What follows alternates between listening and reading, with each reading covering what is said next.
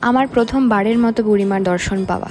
কথায় আছে না, মায়ের ডাক না আসলে মায়ের দর্শন পাওয়া যায় না। এত বছর ধরে শুধু শুনেছি, কিন্তু এবার হঠাৎ করেই মায়ের ডাক আসায় দশমীর দিন শ্যামনগর থেকে সকাল 6টার ট্রেনটা ধরে চলে গিয়েছিলাম।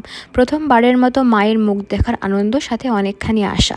আজ তো দশমী, দেবী হৈমন্তিকার পালা কৈলাসে ফিরে যাওয়ার। আমরা যে কোনো দেবদেবীকেই ঘরের সদস্য হিসাবে দেখি, তাদের আগমন যেমন আনন্দ দেয়, বিদায় আনে ঠিক ততটাই মন খারাপ। দশমীর অঞ্জলি হয় দশমী পুজোর পর।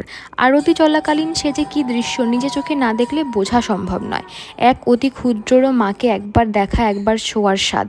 এত সুসজ্জিত রূপ যা একবার দেখলে ভোলার নয়। আগে কখনো সুযোগ হয়নি, শুধু শুনেছি, সোশ্যাল মিডিয়াতে দেখেছি। কল্পনাতেও আসেনি যে আমি কখনো যেতে পারবো, অঞ্জলি দিতে পারবো।